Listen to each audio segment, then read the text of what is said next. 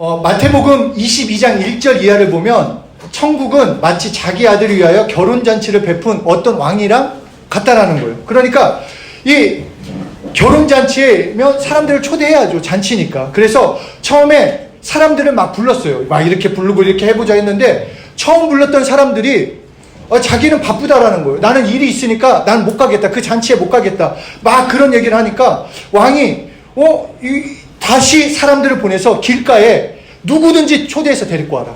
내가 데리고 오면은 다 잔치에 참여할 수 있게 해주겠다. 그래서 사람들은 막 가자마자 막 시장이건 어디든 가서 야 왕이 초대한대. 와 먹을 거 있어. 막 입을 거 있어. 너무 좋아. 그래서 다 모였어요. 그래서 왕이 딱 보니까 사람들이 이렇게 많이 모인 거예요. 그러니까 너무 신나서 이제 내려와가지고 인사 좀 하려고 나갔는데 그때 문제가 하나 생긴 거예요. 한 사람이 예복을 입지 않았다는 것입니다. 그것을 마태복음 22장 11절 13절에 이렇게 말씀합니다. 임금이 손님들을 보러 들어올새 거기서 예복을 입지 않은 한 사람을 보고 이르되 친구여 어찌하여 예복을 입지 않고 여기 들어왔느냐 하니 그가 아무 말도 하지 못하거늘 임금이 사환들에게 말하되 그 손발을 묶어 바깥 어두운 데에 내던지라. 거기서 슬피 울며 이를 갈게 되리라. 이 말씀은 천국은 누구든지 갈 수 있다라는 거예요. 왜냐하면 누구든지 부르셨으니까, 초대했으니까 누구든지 갈 수 있는데 한 가지 지켜야 한다라는 거가. 한 가지 지켜야 한다라는 거. 아무나 초대하고 계시지만 한 가지 지켜야 하는 것은 예복을 입어야 한다라는 것입니다. 예복을. 그러니까 예복을 입지 않으면 하나님과 관계가 없고 그리고 그 잔치와 관계가 없다라는 거. 그리고 그 예복이 무엇이겠습니까? 그 예복은 바로 예수님을 말씀하고 있는 것입니다. 그렇기 때문에 우리가 천국에 들어갈 수 있는 조건, 구원받는 조건은 다른 것이 없습니다. 죄를 짓지 않았기 때문도 아니고 성경을 내가 100번을 읽었다, 성경에 지식이 많다, 그것이 아니라 우리가 천국에 들어갈 수 있는 유일한 조건은 오직 예수 그리스도로, 오직 예수 그리스도로 말미암아 천국에 들어갈 수 있다. 이것이 예복이라는 것입니다. 다시 말해서 예수 그리스도로 옷 입는 자만이 천국에 들어갈 수 있다라고 말씀하고 있습니다. 오늘 본문 갈라디아서 2장 20절에 내가 그리스도와 함께 십자가에 못 박혔나니 그런즉 이제는 내가 사는 것이 아니요 오직 내 안에 그리스도께서 사시는 것이라. 이제 내가 육체 가운데 사는 것은 나를 사랑하사 나를 위하여 자기 자신을 버리신 하나님의 아들을 믿는 믿음 안에서 사는 것이라. 그러니까 죄인인 나는 그리스도와 함께 죽었어요. 못 박혔다라고 말씀하고 있어요. 나는 죽었어요. 이제 내가 사는 것은 나를 사랑하사 자기 자신을 버리신 예수를 믿는 믿음 안에서 산다. 다시 말해서 나의 죄의 옷은 벗어버리고 옛 죄인으로 살았던 나는 벗어버리고 이제 내가 주인 되었던 살았던 옷은 벗어버리고 예수로 옷 입고 살아라. 그렇게 살아야 한다라고 말씀해주고 있다는 것입니다. 제가 예전에도 들은 예화인데 한 형제가 있었어요. 어느 날 사고로 이 부모가 갑자기 돌아가시게 됐어요. 그래서 형이라고 해봤자 10살밖에 되지 않고 그 밤마다 엄마가 보고 싶다고 그 동생이 막 떼를 쓰고 우는데 형이 자기는 울 수도 없었어요. 동생을 달래느라고. 자기는 배고파도 동양에 가면서 그 동생을 먹이고 입히고 그러던 중 주변에 한 교회 아주머니가 너무 불쌍히 여겨가지고 그 교회로 데리고 와가지고 목사님과 그리고 그 형제 자매들이 그들에게 옷도 주고 먹을 것도 입히면서 그렇게 잘 성장해 나왔습니다. 그런데 어느 날부터인가 이 동생이 삐뚤어져 나가기 시작했어요. 막 교회도 빠지기 시작하고 막 거친 친구들과 어울리면서 막 험한 얘기, 험한 일들 막 이렇게 하면서 결국은 나쁜 길로 들어섰다가 고등학교가 졸업하자마자 그냥 가출을 했어요. 그래도 형은 동생을 포기할 수가 없었어요. 왜냐면 하나밖에 없는 이제 자기가 책임져야 할 동생이기 때문에 날마다 기도하고 날마다 그 동생을 위해서 정말 기다리고 또 기다렸어요. 그날도 저녁에 그 형은 동생을 위해서 기도하고 있었어요. 그런데 갑자기 동생이 급하게 뛰어 들어오면서 형을 찾는 거예요. 형 어딨어? 형, 나 좀 도와줘. 그러자 그 동생을 보자 그 동생의 옷은 피투성이었고 그 얼굴은 하얀 백지참처럼 되어 있습니다. 그 동생이 형을 보면서 형, 나 이제 어떻게 해? 형, 난 이제 어떻게 해야 돼? 나 사람을 죽였어. 그 얘기를 하자 형은 생각할 겨를도 없이 동생의 옷을 벗기고 동생을 닦아줬습니다. 그리고 벽장과 같은 곳에 동생을 집어넣고 피 묻은 옷을 멍하니 바라보더니 그 옷을 형이 대신 입었어요. 그러자 그 옷을 입었을 때쯤 갑자기 경찰들이 다가왔고 누구를 찾을 것도 없이 피 묻은 그 형을 끌고 갔습니다. 너무 잔혹한 살인사건이라서 어떤 동정도 받을 수 없었고 형 스스로도 내가 범인입니다, 내가 죄로 형벌을 받아 마땅하다고 말하기 때문에 재판도 급속히 진행되었고 그 결론은 사형이 나왔습니다. 그런데 교도소 안이 너무나 이 사람 때문에 웅성거렸어요. 사형을 앞두고 뭔가 이렇게 사는 사람이 틈만 나면 찬양하고 틈만 나면 기도하고 그리고 행동하는 게 도무지 살인범 같지 않았다라는 것입니다. 그래서 그것을 본 교도관이 한 가지 물어봐요. 야, 내가 다른 건 해줄 수 없는데 너 정말 한 가지 뭔가 원하는 게 있냐? 그럼 내가 그것을 들어줄게. 그러자 형이 자기가 사형 집행을 받고 나면 자기가 쓴 주소에다가 편지 하나만 보내달라는 거였습니다. 그래서 그 다음날 사형은 집행되었고 그 후에 교도관은 편지를 보내줬습니다. 그 편지는 다른 데가 아니라 동생에게 보내는 편지였어요. 그리고 그 편지 봉투에 이 편지를 받은 동생이 그 편지 봉투에 형의 글씨를 딱 알아봤습니다. 그리고 편지의 내용은 이랬습니다. 사랑하는 동생아, 난 너의 죄의 옷을 입고 너 대신 죽노라. 넌 나의 옷을 입고 나처럼 살아다오. 이 의미를 깨닫고 이 의미가 다가오는 순간 그 동생은 주저앉아서 울었어요. 아, 형이 나 대신 죽었구나. 그래서 이 동생이 하나님을 찾게 된 것입니다. 하나님, 나는 지옥 갈 수밖에 없는 이렇게 살인범, 살인자, 나 정말로 더럽고 추악한 놈이지만 그래도 형을 볼 수 있게 천국 갈 수 없을까요? 예수 믿고 말도 안 되지만 천국 갈 수 없나요? 그런데 그 말을 기다리셨던 하나님은 그를 만나주셨고 그 동생은 예수님을 영접하게 되었습니다. 그리고 형의 말처럼 자신의 옷은 다 태워버렸어요. 자신의 모든 옷은. 그리고 형의 옷을 입고 형이 교회에 앉았던 그 자리에서 형의 성경책을 가지고 예배를 드리며 새로운 삶을 살아갔다라는 것입니다. 나 대신 나의 죄의 옷을 입고 예수님께서 십자가에 피 흘려 죽으셨습니다. 그래서 이사야서 53장 5절에서 그가 찔림은 우리의 허물 때문이요 그가 상함은 우리의 죄악 때문이라. 그가 징계를 받음으로 우리는 평화를 누리고 그가 채찍에 맞음으로 우리는 나음을 입었도다. 오늘 본문 말씀처럼 예수님께서 나를 위해서 나 대신 십자가에서 나의 죄의 옷을 입고 죽으셨어요. 예수님이 죄가 있으셔가 아니라 내가 죄로 죽을 수밖에 없기 때문에 나의 죄의 옷을 입고 죽으시고 우리에게 하시는 말씀, 너 이제 너의 죄의 옷은 벗어버리고 나 대신 나의 옷을 입고 살아다오 라고 말씀하고 계시다라는 것입니다. 그렇기 때문에 예수 믿는다라는 것은 그냥 나 예수 믿어, 나 예수 알아, 그게 아니라 예수로 옷 입고 사는 데까지 살아야 한다는 것입니다. 정말로 예수로 옷 입을 때 진짜 예수 믿는 삶을 살아갈 수 있는 것입니다. 구체적으로 예수로 옷 입는다는 것은 첫째로 예수 공로 의지하는 삶을 사는 것입니다. 요한계시록 7장을 보면 흰옷 입은 자들에 대해서 이렇게 말씀을 합니다. 그리고 그 흰옷에 대해서 계시록 7장 14절에 내가 말하기를 내 주여 당신이 아시나이다 하니 그가 나에게 이르되 이는 큰 환난에서 나오는 자들인데 어린 양의 피에 그 옷을 씻어 희게 하였느니라. 흰 옷은 바로 예수 그리스도의 보혈로 죄사함을 받는 것. 다시 말해서 그 피를 의지하는 자, 그 피의 공로를 힘입고 그 공로를 가지고 그 나아가는 자가 천국잔치에 나아갈 수 있다는 것입니다. 예수 그리스도의 피로 용서받은 자가 흰옷 입은 자입니다. 그러니까 앞에서도 얘기했지만 내 수고 때문에, 내가 기도를 100시간 했기 때문에, 내가 헌금을 많이 했기 때문에, 내가 어떠함 때문에 천국 가는 게 아니라 나는 여전히 부족하고 연약해요. 나는 정말로 부족해요. 나는 너무너무 연약해요. 여전히 죄 가운데 있을 수 있어요. 그런데 그게 내가 아니라 예수의 피를 힘있는 자가 천국에 들어갈 수 있다는 거예요. 그 공로를 의지하는 자가. 우리의 삶이 힘든 거가 돈 때문일 것 같습니까?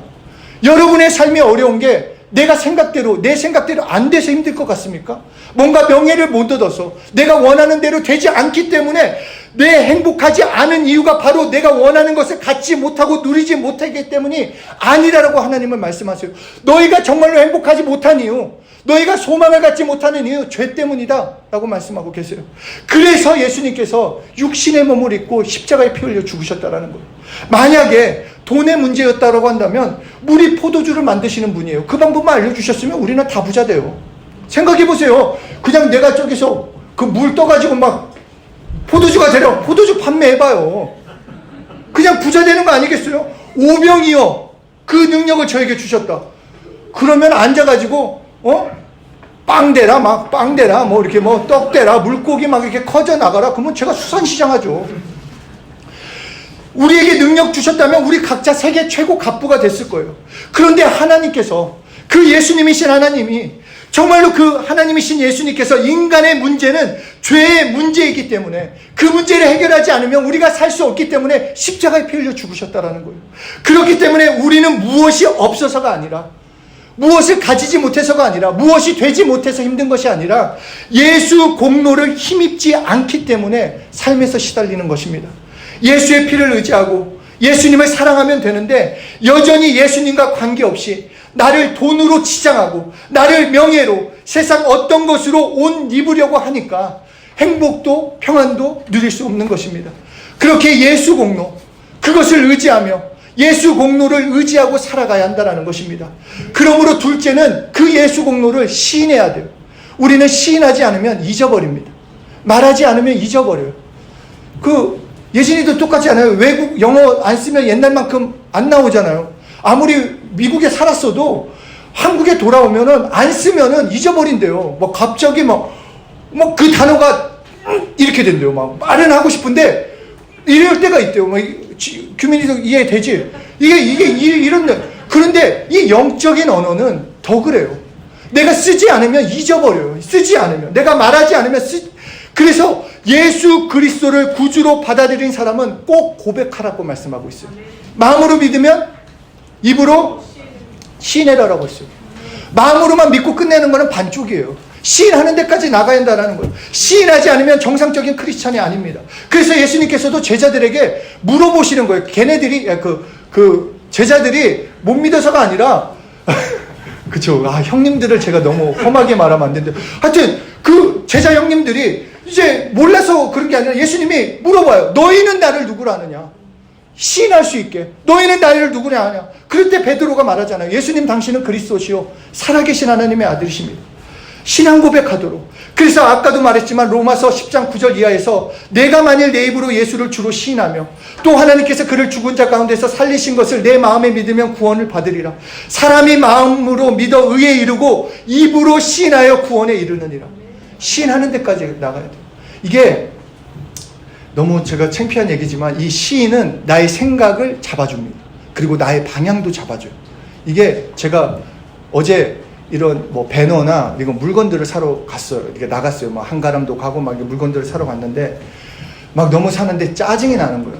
왜냐면 뭐 때 짜증이 났냐면 이제 그 치수 같은 걸 재기 위해서 이제 커피 스타벅스를 찾으려고 이제 쿠폰이 있어가지고 좀 돈 좀 아껴보자 그래서 했는데 지도에서 분명히 알려줬는데 없어진 거예요.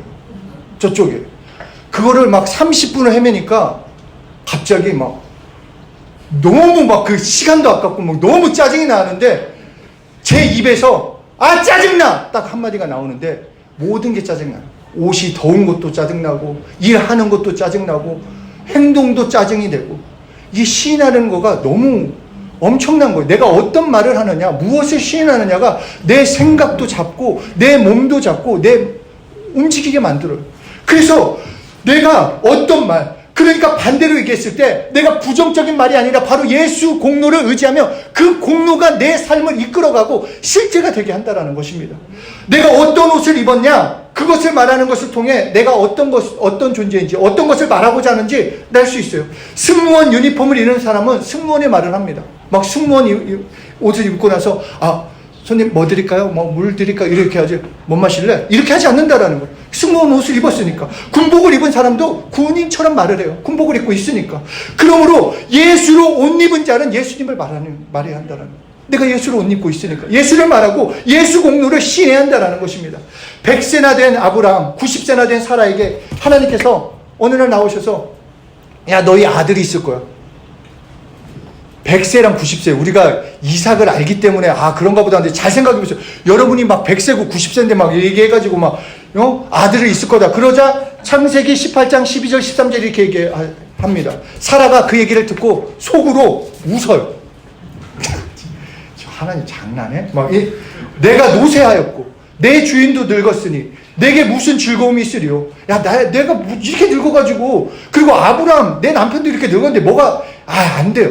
그러니까 여호와께서 아브라함에게 이르시되 사라가 왜 웃느냐? 이르기를 내가 늙었거늘 어떻게 아들을 낳으리요. 자, 잘 생각해 보세요. 사라의 말이 틀린 말은 아니에요. 아이를 낳을 그거는 하나도 없었어요. 100세나 된 아브라함, 90세나 된 자신에게 아들이 어떻게 있을 수 있겠습니까? 우리도 마찬가지로 잘 생각해 보시면 우리에게 좌절이 되고 낙심이 되는 문제가 있다면 그것에 대한 이유가 있어요. 그냥 이유 없이 막 낙심이 되고 좌절이 되지 않아요. 어떤 문제나 사건이 있어요. 그 근거가 있어요. 이것 때문에 저것 때문에 나는 좌절이 되고 근심하고 낙심해요. 그런데 하나님께서 그 다음 절에 뭐라고 말씀하시느냐? 여호와께서 능하지 못한 일이 있겠느냐? 기한이 이를 때 내가 내게로 돌아오리니 사라에게 아들이 있으리라. 하나님께서 못할 게 뭐가 있냐? 라고 말씀하신 거예요. 사라의 말, 아까 창세기 18장 12절 13절을 잘 한번 다시 보세요. 내가 노쇠하였고 내 주인도 늙었으니 내게 무슨 즐거움이 있으리요. 다 나예요.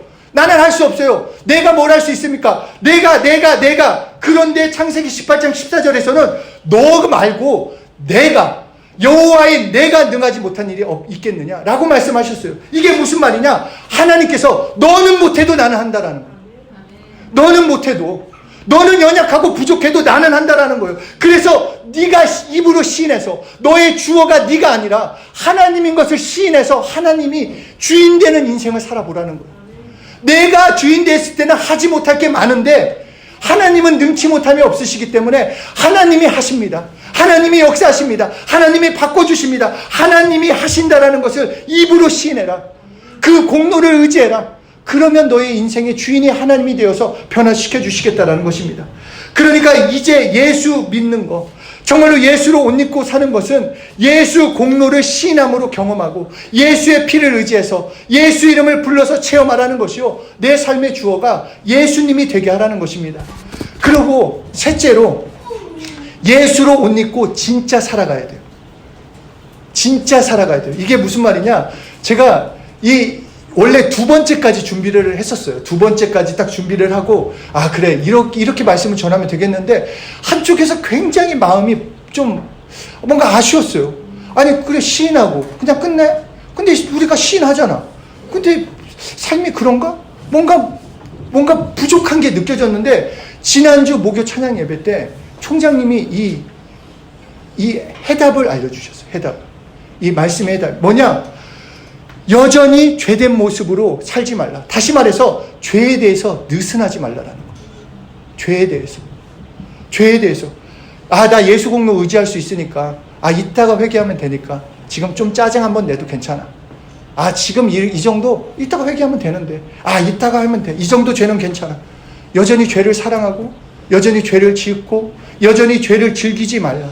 그러니까 고의적인 죄를 짓지 말라라는 것입니다. 바울은 로마서 7장 24절에 이렇게 고백합니다. 오라 나는 공고한 사람이로다. 이 사망의 몸에서 누가 나를 건져내랴. 이것을 쉽게 말해 이 말이에요. 나 죄 좀 안 짓길 원하는데, 나 정말 죄 짓기 싫은데 왜 이러지? 나 왜 이렇게 죄 짓지? 나 여전히 왜 이렇게 죄 가운데 있지? 자신이 비참하다라는 거예요. 그래서 하나님께 말을 해요. 나 좀 살려달라고, 나 좀 건져내달라고. 대단한 바울도 이렇게 죄 때문에 애통하고 그 죄에서 벗어나기 원하는데 우리는 어떻냐라는 거예요. 나는 죄에 대해서 어떻게 반응하고 죄를 어떻게 생각하고 있냐라는 것입니다. 만약에 진짜 죄 한 번 딱 졌을 때 하나님이 뒤통수를 한 대 치면은 알겠는데, 이게 죄라는 게 지어도 아무런 감각이 없어요. 그리고 이게 참 죄라는 게 지면 질수록 커져요. 그리고 무뎌져요. 이 정도 죄. 내가 살인한 것도 아닌데 저 새끼가 잘못해가지고 내가 한 번 욕할 수 있는 거고, 미워할 수도 있지. 이렇게 생각이 들 수 있다라는. 근데 그럴 수 없다라는 거예요. 예수로 옷 입고 산다면. 그래서 예수님은 너희에게 이렇게 기도하라면서 우리를 시험에 들게 하지 마옵시고 너 시험에 들지 않도록 죄 가운데 넘어지지 않도록 기도하라는 거예요. 그러니까 오라 나는 공고한 자로구나 외친 것처럼 하나님 저를 이 죄에 빠지지 못하게 하나님 지켜주십시오. 나를 도와주십시오. 죄를 죄로 여기며 죄에서 떠나가게 해달라고 기도하라는 거예요. 유혹이나 시험에 빠지지 않도록. 우리 똑같이 범하는 죄 있어요. 각자 다르겠지만 잘 생각해보면 내가 넘어지는 죄가 있어요. 꼭 그 부분만 되면은 그 부분에서 연약해지고 넘어질 때가 있대요. 이거 뭐 쉽게 생각하는 죄, 뭐 빠지는 그 죄들, 그것을 내어놓는 거예요. 안 되는데, 내가 죄를 이길 수 없는데 하나님 이거를 정말 이 죄에서 벗어나게 해달라고, 제발 시험에 들게 하지 않게 해달라고, 나를 살려달라고 그렇게 죄와 싸우는 것이 예수로 옷 입고 산다라는 거예요. 예수로. 그때 하나님은 그 죄를 용서하시고 그 죄에서 떠나 예수로 옷 입고 하나님의 길을 걷게 해주십니다. 바울이 얘기한 것처럼 오라 나는 공고한 자로다. 나 주의 지키기 싫은데 왜 이 모양인가. 정말 이 성경에까지는 안 나왔지만 제가 만약에 바울이었으면 이 썩을 놈, 나 같은 놈, 이 예수의 피를 공로를 알면서도 이따위로 살아? 나 같은 놈은 죽어야지. 막 이런 마음 가운데 그렇게 하나님 나 좀 살려달라고 그렇게 고백하자 바로 다음 장 8장 1절 2절에서 바울이 이렇게 고백합니다. 그러므로 이렇게 죄와 싸우는 그에게 이제 예수 안에 있는 자에게는 결코 정죄함이 없나니 이는 그리스도 예수 안에 있는 생명의 성령의 법이 죄와 사망의 법에서 너희를 해방하였으리. 죄와 싸워야지 죄에서 자유케 돼. 나는 안 돼. 어차피 저번에도 죄 졌고 뭐 저번에도 이런 게 아니라 죄에서 벗어나려고 죄 때문에 간절히 회개하면 하나님께서 해방시켜 주시겠다라는 거. 그것이 예수로 옷 입고 사는 것입니다. 정말로 죄를 죄로 여기고 죄를 미워하고 죄로 싸우는 것, 이것이 예수로 옷 입고 사는 것입니다. 예수님께서 이 땅에 오셔서 죄된 나의 옷을 입고 나 대신 십자가에 피 흘려 죽으시고 이제 우리에게 하시는 말씀, 내 공로만 의지하라는 것. 다 해놨어요. 여러분들에게 피 흘리라고 하지 않으셨어요. 여러분에게 채찍 맞으라고 하지 않았어요. 그냥 예수의 피의 공로를 의지해라. 예수의 이름을 시인해라. 그러면 그렇게 예수로 옷 입고 살면 천국 잔치에 참여하고 이 땅의 소유도 하나님께서 책임져 주신다는 것입니다. 군인 이제 군복을 입고 있는 동안 국가가 다 책임져줘요. 의식주 다 책임져주고 다 연금부터 해가지고 다 해줘요.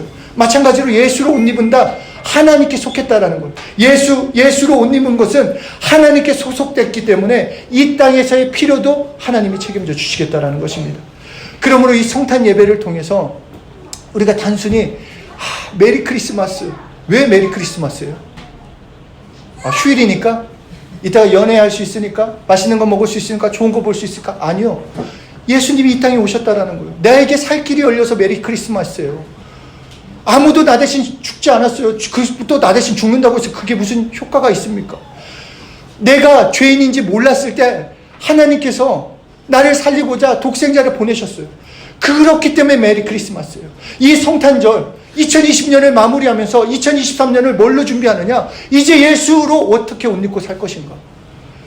믿음으로 산다는 것은 내 욕심은 이제 버리는 거예요.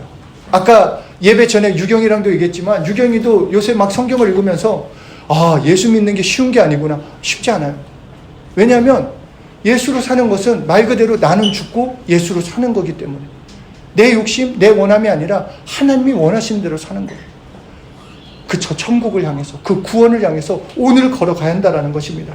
죄의 옷, 불신의 옷, 내가 죄인 되었던 그 옷을 벗어버리고 오직 예수의 공로를 의지하고 정말 예수를 시인하고 예수를 사랑하고 정말 죄와 싸우셔야 합니다. 죄와 싸워야 돼요. 막 억지로라도. 그런 거 있잖아요. 막 예전에 한 모임에 갔다가 한 청소년이 그 담당 사역자한테 그런 얘기했어. 제가 너무 야한 동영상 때문에 제가 너무너무 힘들어요. 야, 너 그러면은 그렇게 회개하고 어떻게 행동해? 그러면 자기는 컴퓨터 앞에서 야한 동영상이 저한테 보이지 않고 뭐 그런 광고가 뜨지 않게. 근데 그 광고가 뜨잖아요. 뭐 이것저것 해도. 그러니까 그 사역자가 뭐라고 하냐면 그러면 컴퓨터를 부셔버려라. 그러니까 무슨 말이냐면 내가 죄의 자리에 있으면서, 그 유혹의 자리에 있으면서, 그런 거 있잖아요. 술자리에 가가지고 술 맛이 떨어지게, 술 맛있어요. 어떻게 술 맛이 떨어집니까? 그게 아니라 술 자리를 멀리 해야 돼요. 그렇잖아요. 예전에 총장님도 그런 얘기 했어요. 12시 넘어서 굳이 나가가지고 나는 믿음의 사람으로 살겠다. 왜 굳이 12시에 나가갖고 믿음의 사람으로 살아요? 안 나가면 되지. 무슨 말인지 알겠죠? 죄를 이긴다라는 것은 나의 태도나 나의 마음의 자세부터 결정을 해야 돼요. 그리고 물론 일 때문이나 상황 가운데 그 가운데 있으면 또 그것을 시인하는 거죠. 난 예수 믿기 때문에. 난 그럴 수 없다. 그래서 실제로 비다누바 선배가 이것을 끊기 위해서 막 선배들이 막 술을 줬을 때 그냥 술을 진짜 그냥 다 받아갖고 막 그 안에다가 그냥 했대요. 자기 막 이게 먹자마자 그냥 락 하니까 그다음부터 얘는 술 먹이만 그 정도로 나타내요. 물론 제가 그 자리에 없어가지고 모르겠는데 정말 죄와 싸우셔야 돼요. 죄라는 거는 통로예요. 내가 죄를 짓는 그 순간부터 그 부분은 문이 열리게 돼 있어요. 내가 끌려가게 돼 있어요. 내가 이길 수가 없어요. 죄라는 거는. 그러니까 죄와 싸워서 하나님의 도움을 구하고 정말 예수로 옷 입는, 누가 보더라도 얘는 예수 믿는구나. 혹시라도 올해 내가 예수 믿는지를 주변 친구들이 몰랐다. 내년부터는 알려줘야겠다는 그런 결정을 하셨으면 좋겠습니다. 네? 아셨죠? 네? 정말 예수로 옷 입는, 예수 공로 시인하고 시인하면 돼요. 예수 공로 믿고 시인하고 죄를 멀리하면서 정말 예수로 옷 입고 사는 우리 2023년이 되시길 예수 이름으로 축복합니다.